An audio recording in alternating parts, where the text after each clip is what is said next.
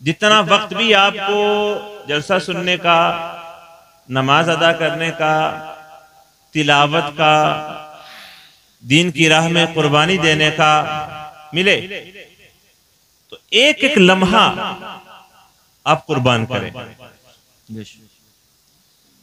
मैं ज्यादा बड़ी बात तो नहीं कहता, अल्लाह महफूज फरमाए, और अल्लाह की बारगाह में दुआ है कि अल्लाह ताला हमें हर बुरी हालत से हमें महफूज फरमाए, आमीन।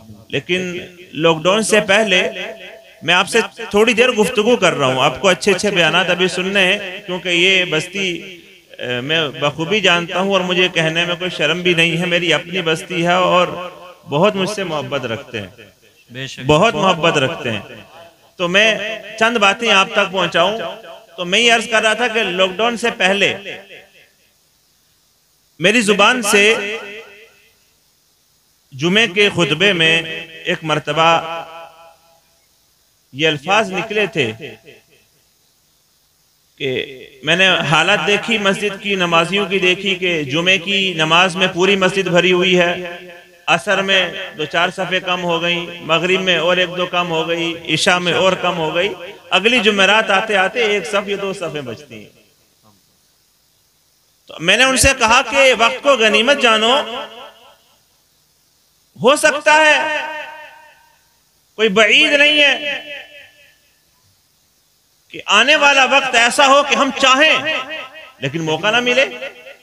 हम कोशिश करें, हम दिल में तमन्ना रखें, लेकिन मस्जिद में जाने ना दिया जाए। वल्लाह बिल्लाह बिल्कुल वही बात बता रहा हूं। कोई ऐसी बात बताना मकसूद नहीं है कि शायद मैं तुम्हें कोई वार्निंग देने आया हूं। मुफ्ती राहे साहब क़िबला तशरीफ रखते हैं, साथ में अल्लामा हाशिम साहब तशरीफ रखते हैं। मेरा ऐसा कोई इरादा नहीं है क़िबला, लेकिन जुबान से निकला और फिर उसी दौर में ये वक्त सब ने देखा, मैंने भी देखा कि जुमे की नमाज हो या 5 वक्त की कोई नमाज हो, लाइन लगती थी, आने की कोशिश करते थे, तड़पते थे। अब की बार का जुमा हजरत उन 5 में हमें भी शामिल कर लेना, और मेरे इख्तियार में नहीं। जिस वक्त मस्जिद का दरवाजा खुला हो, जिस वक्त रब की बारगाह से आवाज आ रही है, पुकार आ रही है, आओ कामयाबी इधर है, आओ अल्लाह की रिजा हासिल करो, आओ रब की फरमाबरदारी इख्तियार करो, आओ मदीने वाले आका की इताअत करो। जब बुलाया जा रहा था तो उस वक्त में बेफिक्र होकर के, नो टेंशन, नो प्रॉब्लम, अपनी मर्जी, अपना बनाया हुआ कानून, अपने हिसाब से चल रही थी दुनिया। लेकिन वो वक्त सबने देखा कि बड़े बड़े नेता या बड़े बड़े मालदार लोग तमन्ना करते थे कि एक वक्त की नमाज मुझे भी मस्जिद में जमात के साथ मिल जाए। वो नमाज की तरावी, वो फिर वो ईद की नमाज, आपने सब मंजर देखा। लेकिन मैं आज मेरी जुबान पर यह जुमला फिर आया, अल्लाह हम सबको हर बुरी हालत से महफूज फरमाए, आमीन। कोई पता नहीं कि इन जलसों के मामलात क्या रहे, कोई पता नहीं कि हमारी मसाजिद के क्या मामलात हों, हमारे मदारिस के क्या मामलात हों। हमारा दिल दीन के लिए, हमारा दिल इश्क रसूल में, हमारा दिल मोहब्बत रसूल में, हमारा दिल मदारिस के लिए, हमारा दिल नेकी की दावत देने के लिए ऐसा कुशादा होना चाहिए कि हम हर लम्हे को गनीमत जाने। या अल्लाह आज जवानी भी है, आज बोल भी सकता हूँ, आज सुन भी सकता हूँ, मस्जिद का दरवाजा भी खुला है, मदरसे में बुलाया भी जा रहा है, बच्चों को पढ़ाया भी जा रहा है, बच्चों की तालीम भी दी जा रही है। तो हर मौके को गनीमत जान करके और इसको हासिल करें, जाने ना दें।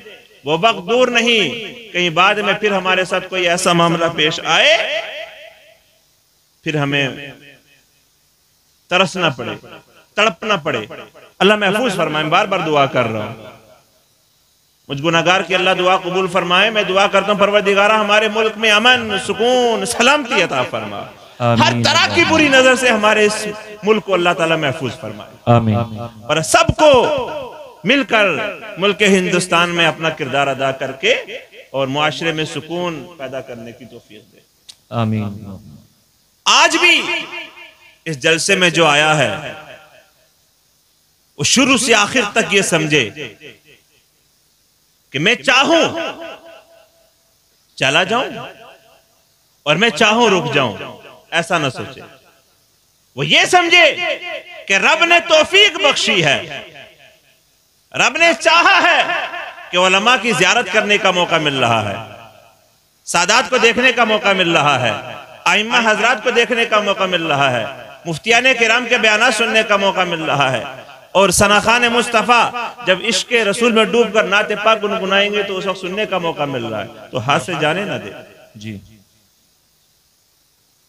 मसाजिद खाली ना हो, हमारी मदारिस में बच्चों की तादाद कम ना हो। क्यों? यही वो चीज है जो हमें कामयाबी की मंजिल की तरफ ले जाती है। अजीजों, कामयाबी बिजनेस में नहीं है, प्रॉपर्टी में नहीं है। मैं बिल्कुल इस अंदाज में आपको बात बताने की कोशिश कर रहा हूं कि आप तक मेरी बात पहुंच जाए। आवाज आ रही है आपको? वो अलग बात है कि आप सुभान अल्लाह नहीं बोल रहे हो, वो अलग बात है कि आप अलग पार्टी बनाकर बैठे हो, वो अलग बात है आप नाराज हो, तो कोई दिक्कत नहीं, लेकिन आप राजी हो जाओ। कैसे हो जाओगे? कि तुम्हारी निगाहें जो बेताब हैं जिस शख्सियत को देखने के लिए, वो आ जाएंगी। जी जी। दिल की तमन्ना पूरी होगी, ठंडक हो जाएगा। बेशक। थोड़ी देर, हर चीज का एक स्टार्टअप होता है ना। है? आजकल तो वैसे भी होटल में चले जाओ, शादी में चले जाओ, कहीं चले जाओ तो हजरत स्टार्टअप आजकल वैसे भी आम हो चुका है। तो शायद के महफिल को गरमाने के लिए और महफिल की रूह को ताजा करने के लिए ये उलमाए किराम जो क़ब्ल अज़ वक्त ही तशरीफ ले आए, ये भी बेकार नहीं है। ये बेकार नहीं है, ये बेकार। आपकी नजर ये कह रही होगी कि शायद 500 किलोमीटर 1000 किलोमीटर दूर से चल के आने वाला वही इज्जत के लायक है, या वही मर्तबा पा सकता है, या वही शान के लायक है। हाँ, वो तशरीफ लाते इज्जत के लायक है, शान के लायक है। हमारा फर्ज बनता है कि हम उनकी इज्जत करें, वो हमारे मेहमान हैं। लेकिन जो आपकी जिंदगी संवारने की सुबह से शाम तक सोचता है, जो आपकी बस्ती में एक खूबसूरत माहौल बनाए हुए है, जो आपके बच्चों को जहालत से निकालकर इल्म के नूर तक लेकर के आ रहा है, आप तो वसीला बन गई दुनिया में आने का। लेकिन ये बस्ती के मोहल्ले के इमाम, इलाके के उलमा मदारिस कायम करते हैं, मसाजिद में मकतब कायम करते हैं, फजर बाद बैठते हैं, जुमे के बयानात में सुनाते हैं और आपको समझाने की कोशिश करते हैं। तो वो भी शान की अजमत के लायक हैं, वो भी बावकार हैं। लेकिन ज्यादा अजमत और शान के लायक वो है जो सुबह से शाम तक तेरी फिक्र करता है, जो सुबह से शाम तक तेरे बच्चे की फिक्र करता है, जो हमेशा मदरसे का दरवाजा खोलता है और ऐलान कर देता है, ऐ मुसलमानों अपनी बेटी को लाओ। हुजूर ने फरमाया कि इल्म दीन सीखना फर्ज है हर मुसलमान मर्द और औरत पर। यह फर्ज कहा गया है, सिर्फ बेटों के लिए नहीं है बल्कि बेटियों को भी फरमाया गया है। तो दरवाजा खोले इंतजार कर रहे हैं, कौन अपने बेटे को लाएगा, कौन अपनी बेटी को लाएगा। जब बेटी पढ़ने आएगी, कुरान की तालीम हासिल करेगी, मदरसे का माहौल देखेगी, कुरान के पारों को पढ़ेगी, आका का फरमान अपने दिल में बसाएगी, तो खुद ही उसका दिल पुकार उठेगा कि किसी दुनिया के किसी कोने में कोई नेमत इतनी बड़ी नहीं हो सकती जितनी बड़ी नेमत अल्लाह उसके रसूल ने पर्दे की अता फरमाई है। जितनी बड़ी दौलत सैयदा फातिमा के किरदार से हमें मिलती है, जितनी बड़ी दौलत हमें सैयदा फातिमा के तरीके पर चलने से मिलती है। बेशक। नारे तकबीर, नारे रिसालत, मसलके आला हजरत उलमाए अहले सुन्नत, फरोगे तालीम कॉन्फ्रेंस हजरत अल्लामा सैयद नज़ीर मियां साहिब किबला। सुभान अल्लाह, सुभान अल्लाह। बहुत खूब। अब सैयदा तैयबा ताहिरा फातिमा ज़हरा की जो सीरत है उसको अपनी बच्चियों तक पहुंचाने के लिए सैयदा खदीजतुल कुबरा का जो किरदार है उसको अपने बच्चों तक पहुंचाने के लिए सैयदा आयशा सिद्दीक़ा रज़ियल्लाहु अन्हा की जो मुबारक जिंदगी है उसको अपनी बच्चियों तक पहुंचाने के लिए उसको मदरसे का रुख करें। बच्ची के दिल में ये आ सकता है, तवज्जो रखिएगा, आप सब तवज्जो रखे हुए हैं ना जी? हाँ, जरा तवज्जो है जिनकी वो सुभान अल्लाह बोल रहे हैं। सुभान अल्लाह। अरे मिलकर बोल दे जरा, सुभान अल्लाह। वाह सुभान अल्लाह। बच्ची के दिल में ही आ सकता है, तवज्जो रखिएगा, मेरा जुमला बर्बाद ना जाए, तवज्जो रखिएगा। बच्ची के दिल में आ सकता है शायद के ये पर्दा मेरे लिए एक जहमत है, शायद के ये पर्दा मेरे लिए मुश्किल का सामान पैदा करता है, शायद के घर में रहना, चार दीवारी के अंदर रहना, बेहयाई से बचे रहना, मर्द और जन के इख्तलात से बचना, बुरे अमाल से बचना, बुरे लोगों की महफिलों में जाने से बचना, उसे लगता है शायद मैं कैद में हूं, तवज्जो रखेंगे आप, उसे लगेगा शायद मैं पिंजरे में बंद हूं, उसे लगेगा शायद मुझ पर जुल्म हो रहा है। और दुनिया वाले कहते भी हैं, बाज लोग इस बात की तरफ आते और कहते हैं मुसलमान अपनी बेटियों पर जुल्म कर रहा है, ज्यादती कर रहा है। मैं कहता हूं हमारी बेटियों के दिल में ये बात कभी नहीं आनी चाहिए। जब वो मदरसा पहुंचेंगी, जब वो हुजूर की बताई हुई तालीम पर अमल करेंगी, सैयदा तैयबा ताहिरा की सीरत को पढ़ेंगी, सैयदा खदीजतुल कुबरा को पढ़ेंगी, सैयदा आयशा की जिंदगी को पढ़ेंगी, तो उन्हें मालूम हो जाएगा कि ये कोई बुरी चीज नहीं है, बल्कि जो बाबरकत चीज होती है उसी को संवार कर, सजा कर, उम्दा तरीके से संभाल कर रखा जाता है। अरे कुरान बाज़मत है, उसको लपेट कर पर्दे में रखा जाता है। और काबा बाज़मत है, काबे पर गिलाफ होता है, हर किताब पर गिलाफ नहीं है, हर इमारत पर गिलाफ नहीं है। गिलाफ है तो या कुरान पर है, क्योंकि कुरान सारी किताबों में अफजल वाला है। गिलाफ है तो इमारत पर, हर इमारत पर नहीं है, बल्कि काबा पर है। और पता चलता है कि काबा जो इमारत है ये सारी इमारतों में अफजल वाला है। और यही किरदार अपनी बेटियों को दो, और बेटियों को पता चले औरतें बहुत है दुनिया में, हजारों हैं, लाखों हैं, लेकिन इज्जत के लायक वही है जो सैयदा तैयबा ताहिरा की कनीज बन के जिंदगी गुजारती है। बेशक, सुभान अल्लाह, सुभान अल्लाह, बहुत खूब। सैयदा फातिमा की कनीज बन के जिंदगी गुजारती है, उसकी जिंदगी बड़ी बेवकार है, उसकी जिंदगी बड़ी पुरनूर बन जाया करती है।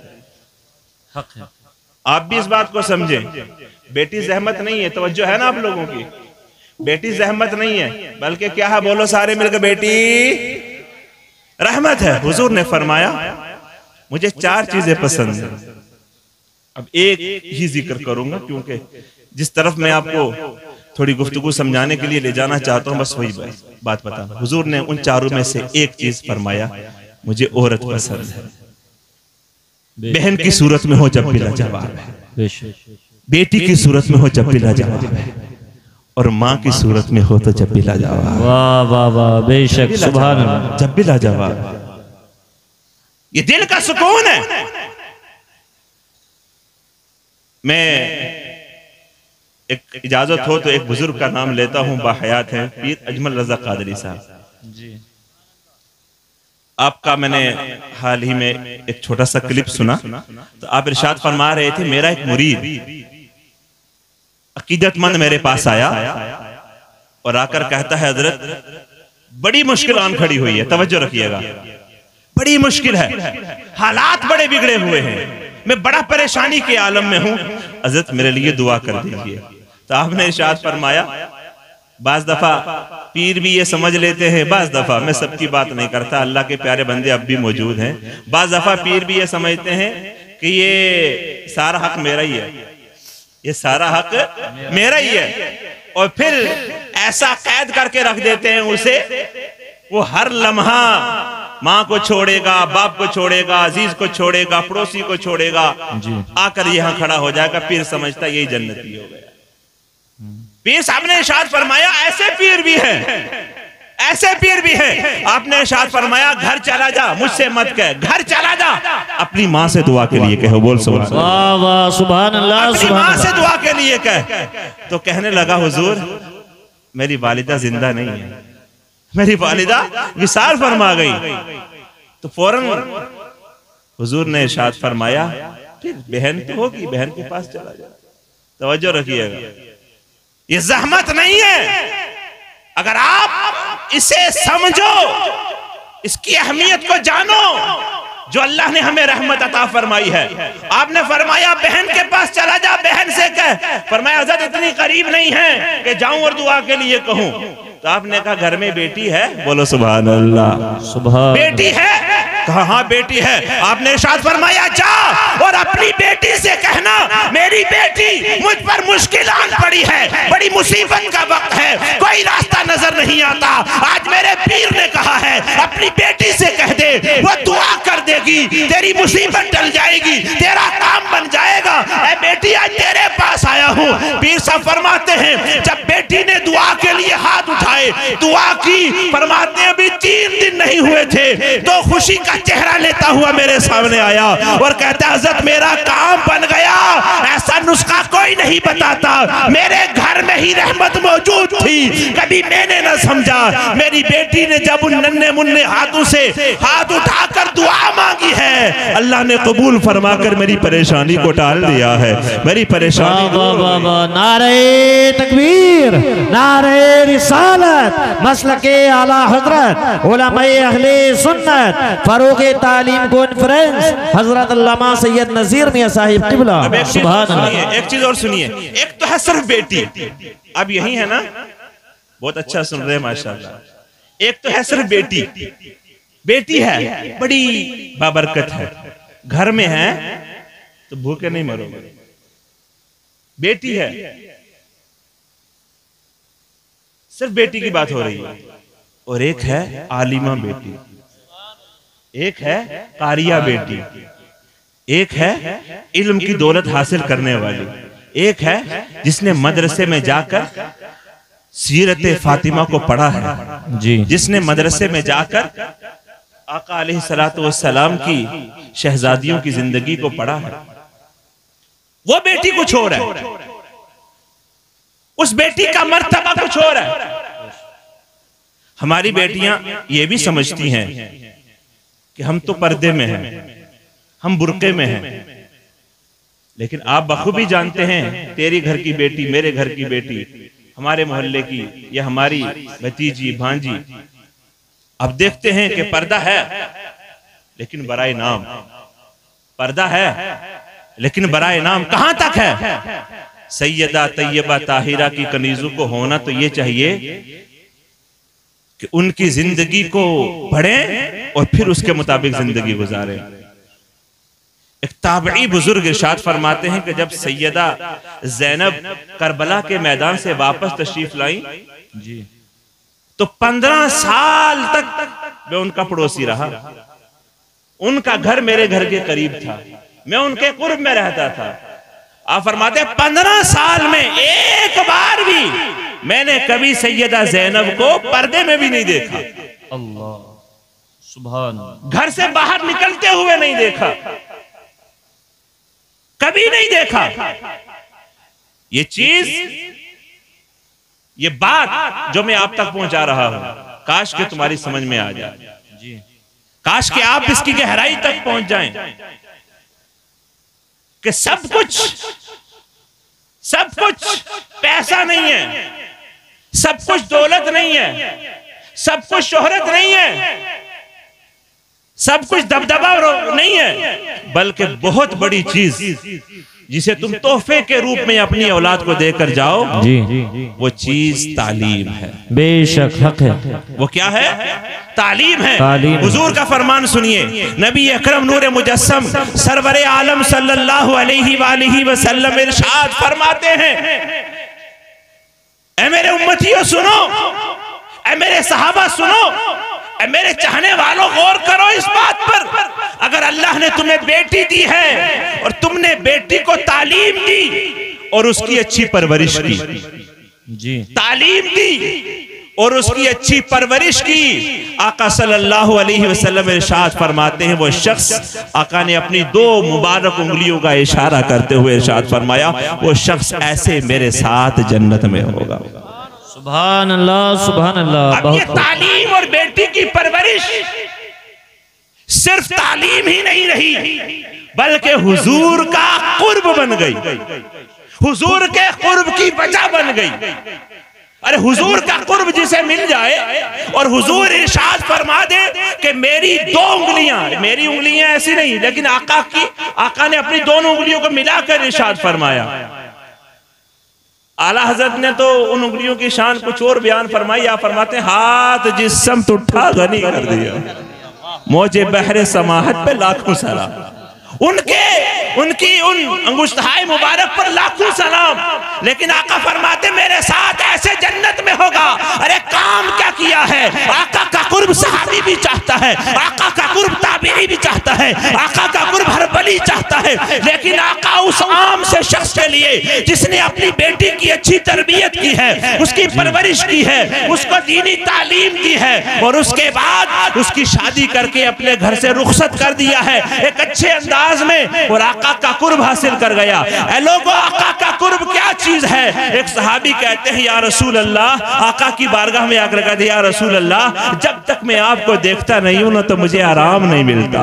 एक सहाबी आकर कहते हैं या रसूल अल्लाह, मैं जन्नत में जाऊंगा लेकिन मुझे ये गम सताता है कि जन्नत में अगर आपका कुर्ब नहीं मिलेगा, आपका पड़ोस नहीं मिलेगा, आपका दीदार नहीं मिलेगा तो मेरा क्या होगा? ये कुर्ब मुस्तफा की अहमियत समझिए। आका अलैहिस्सलाम इरशाद फरमाते हैं मेरे चाहने वाले गम ना खा, गम ना खा। अलमरउ मअ मन अहब्बा, आदमी उसी के साथ होगा जिससे मोहब्बत करता हो। बेशक हक है। सुभान अल्लाह सुभान अल्लाह। तो हुजूर के कुर्ब का एक जरिया बेटी बनी या नहीं बनी? बोलो जी। इस सूरत से बेटी की परवरिश अच्छी करो और उसको तालीम दी। जिस जलसे में आज बैठे हो ये इसी तसलसल में सजाया गया है। अल्लाह ने आपको बेटा दिया है, जब भी उसे कुरान की तालीम दो। अल्लाह ने आपको बेटी दी है, जब भी कुरान की तालीम दो। जी, मैं मिंबर नूर पर देख रहा हूँ कि मौलाना एहसान साहब क़िबला मंसूरपुरी, हजरत ऐसे कैसे हो सकता है? अरे ऐसे कैसे हो सकता है? इधर इधर इधर आगे आप शाहबाजपुर के। अब ऐसा नहीं है कि अभी इमामत नहीं कर रहे हैं तो शान ही घट गई होगी।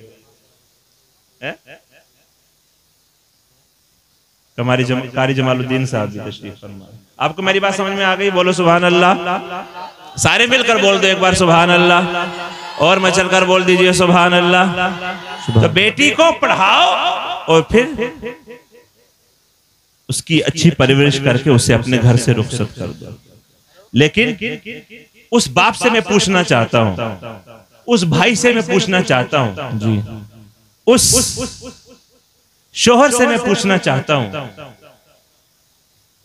कि तेरे सामने तेरी बहन, तेरी बेटी या तेरी बीवी या तेरी मां बेपर्दा घूमे, शादियों में सर नंगा करके जाए, ये आज के वक्त में सोशल मीडिया पर अपने आप को तरह तरह से पेश करे। मैं किसी चीज की तफसील में नहीं जाना चाहता, आप मेरा इशारा समझ रहे। आपको कैसे ये बात हजम हो जाती है? आप कैसे गवारा कर सकते हैं? आप कैसे गवारा कर सकते हैं कि बेटी आपकी और जीनत किसी और की आंखों की बन रही है, बीवी आपकी नजरें कोई और जमाए हुए है, शहजादी आपकी और घर का माहौल बिगड़ा पड़ा है? कैसे गवारा कर सकते हैं? मुमकिन नहीं है। मर्द घर का हाकिम है, मर्द घर का हाकिम। हाँ, मैं मौजूदा सूरत हाल बयान करूं तो थोड़ा सा उल्टा हो जाता है। आज के दो वक्त में हुकूमत किसी और को दे दी गई है। अब वक्त हुकूमत की आ गई तो मैं बिल्कुल लेटेस्ट आपको एक बात बताता हूँ, सिर्फ एक रात पुरानी है। हमारे मदरसे में एक तालिब इल्म पढ़ता है, सुनिएगा जरा, आप अगर यहीं हो तो सुभान अल्लाह बोल दीजिए। बच्चा हाफिज भी है, बच्चा हाफिज भी है और मुकम्मल दौर उसने अभी पिछले हफ्ते की है, दौर भी मुकम्मल हो चुकी है और एक हफ्ते से गायब है। तवज्जो रखिएगा जी। मैंने उसके वालिद को फोन करके तलब किया, आप तशरीफ ले आए, आपसे कुछ गुफ्तगू करनी है। बोले बेटे को ले आऊं? तो मैंने कहा हो सके तो ले आओ, ना तो मत लाओ, लेकिन आप तो आ जाओ। मैंने वजह पूछी, कितना बड़ा बेटा होगा? 11 साल में अल्हम्दुलिल्लाह मेरे पास नाजरा पढ़ के हाफिज भी बन गया और मेरे पास ही उसने दौर भी कर ली। 11 साल उसकी उम्र है। तो घर में उसने ये कह दिया कि मैं अब नहीं पढ़ूंगा। तवज्जो रखना, क्या कहा? मैं अब नहीं पढ़ूंगा। ये हमारे माशरे में बहुत आम हो चुकी है ये बात कि जी मेरा बेटा मानता ही नहीं, मेरी बेटी तो ऐसे कह रही थी, क्या मैं कैसे कर दूं? तो मैंने उनको बिठा करके 10 से 15 मिनट खूब समझाया, तालीम की अहमियत को बताया, मदरसे के फ्यूज व बरक़ात बताए, उलमा की अहमियत को बताया और उसे बताया कि एक आलिम बनना कितना दर्जा रखता है। सारी बातें समझाई। तो मैंने आखिर में कहा आप साथ देंगे अगर मैं आपके बेटे को थोड़ा सा और वक्त दूं? मैं चाहता हूं कि दौर निकालने के बाद ये अदादिया पढ़े और आलिम बने और मुफ्ती बने। बोले हाँ मैं चाहता तो हूं। तो मैंने कहा आपने मेरा साथ देना, आ जाना। बस ये जुमला बताने के लिए मैंने इतनी बात कही है। मैं ये बता रहा था कि हाकिम मर्द है जी, हाकिम कुरान कहता है अल्लाह ने मर्दों को हाकिम बनाया है। लेकिन हुआ क्या? तो इतनी बातें समझाने के बाद 15 मिनट के बाद कहता है कि मैं जाकर पहले घर मशवरा कर लूं, बच्चे की अम्मी से पूछ लूं। मतलब कुरान की बात एक तरफ, मुझ गुनाहगार सैयद की बात एक तरफ जी, कुरान की अजमत और शान को बताया गया एक तरफ, और घर में बीवी का मशवरा एक तरफ। तुम कौन सी दुनिया में जी रहे हो? इज्जत करो, एहतराम करो, बावकार बनो। वो कहता है जब मैं कुछ कहूंगा तो घर का माहौल बिगड़ेगा। अगर बेटे को तालीम देने के लिए तुम्हें घर में कहना भी दुश्वार हो रहा है तो तुम किस बात के मर्द हो? अरे तुम किस बात के लिए जिंदा हो? जिंदगी का मकसद क्या है? अगर 11 साल का बेटा आज एक बाप से कंट्रोल नहीं हो रहा, नहीं संभाल सकता, तो तू अपने आप को मर्द किस हाल में कह रहा है? मैं इस बात का बिल्कुल कायल नहीं हूं। मैं कहता हूं कि ये नहीं कहता कि वो घर जाओ डंडा लेकर अपनी औलाद को मारना शुरू कर लो, नहीं। तुम्हारे मेरे लिए रसूल पाक की जिंदगी काफी है, हमारे लिए कुरान पाक की तालीमात काफी हैं। तो मुझे आप बताइए क्या उसका जवाब दुरुस्त था? आप तो नाराज हो गए शायद। उसका जवाब दुरुस्त था।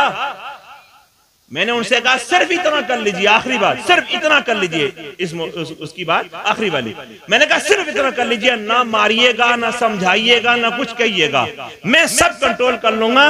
11 साल बच्चा है, गोद में उठाना, मदरसे में छोड़ जाना।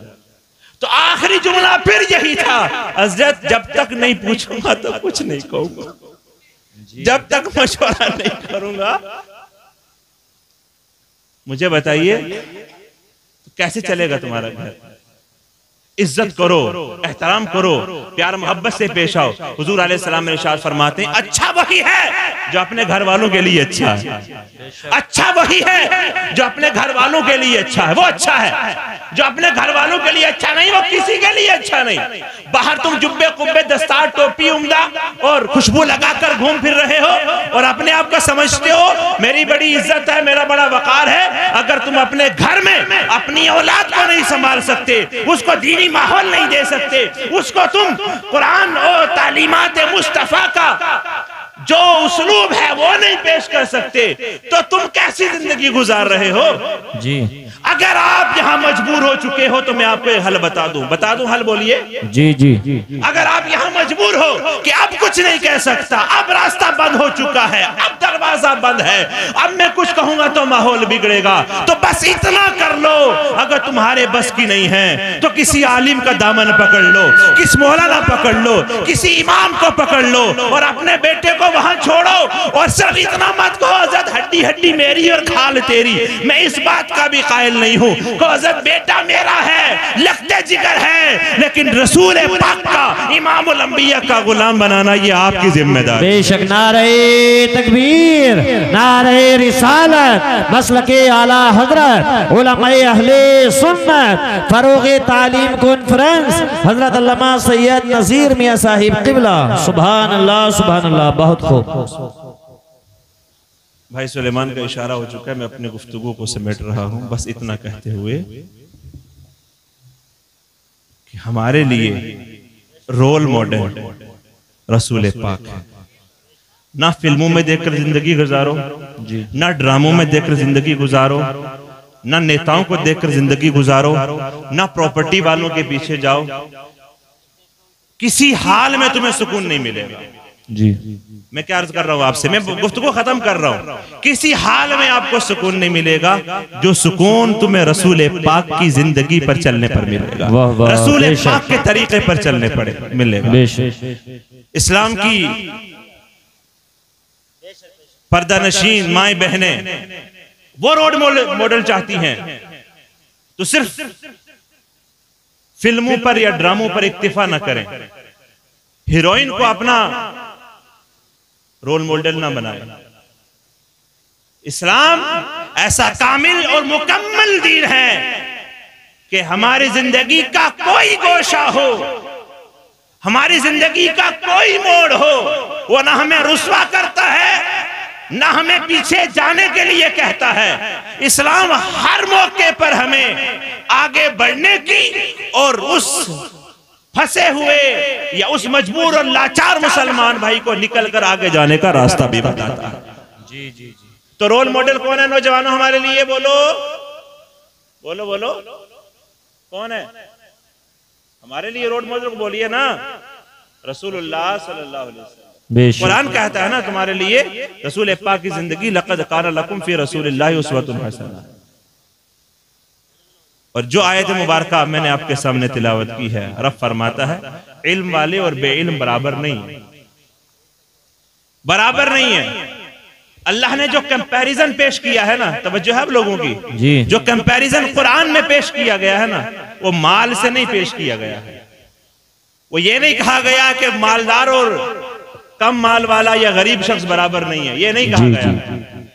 ये नहीं कहा गया है कि हुस्न वाला और काला जो है ये बराबर नहीं है। कुरान कहता है सब बराबर है। एक ही सफ में खड़े हो गए महमूद ओयाज, न रहा कोई बंदा न बंदा नवाज, सब बराबर हैं।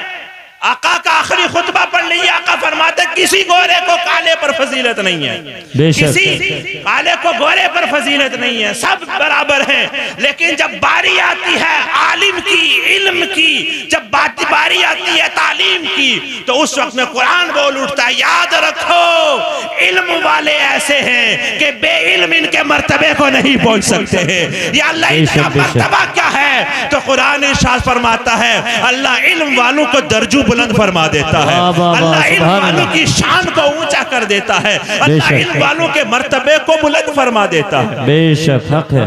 माल ज्यादा होने से दर्जा बुलंद नहीं हो रहा, इल्म ज्यादा होने से दर्जा बुलंद हो रहा। आप समझ गए मेरी बात को? ये कंपैरिजन अपनी जिंदगी में लाए।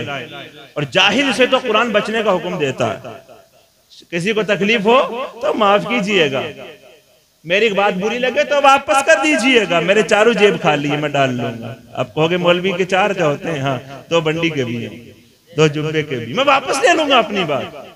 लेकिन कुरान कहता है इज़ा खातबहुमुल जाहिलूना क़ालू सलामा, जब इनसे मुखातबा हो तो अस्सलाम वालेकुम वालेकुम सलाम। फरमाया जाहिल ऐसा करता है कि तेरी बात माने ना माने अपनी जरूर मनवा जाएगा। बेशक सुभान अल्लाह। मुकालमा होगा ये खुद माने ना माने, लेकिन हाँ समझाओ तालीम दो, लेकिन कभी इनसे मुकाबले में मत आओ।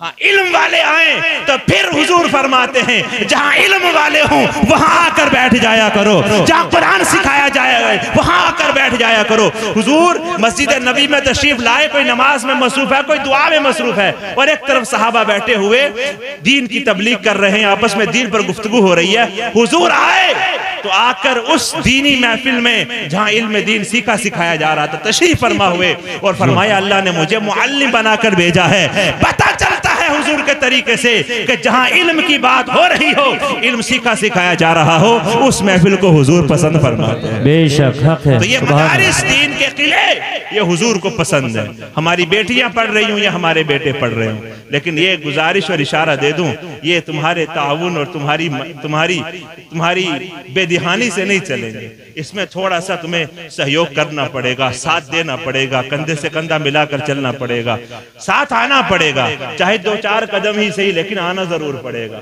जब भी इनका चर्चा होगा तो साथ में तुम्हारा चलना भी कामयाब हो जाएगा। मैंने चंद बातें आप तक रखी है, उम्मीद है समझ में आ गई होंगी। अल्लाह अमल की तौफीक दे। मैंने चरागे इश्क जलाकर सरेआम रख दिया, अब जिसके जी में आए वो पाए रोशनी। वमा अलैना इल्लल बलाग। मेरे साथ मिलकर पढ़ लीजिए ला इलाहा इल्लल्लाहु मुहम्मदुर रसूलुल्लाह सल्लल्लाहु अलैहि वसल्लम। वमा अलैना इल्लल बलाग। अस्सलामु अलैकुम व रहमतुल्लाहि व बरकातहू।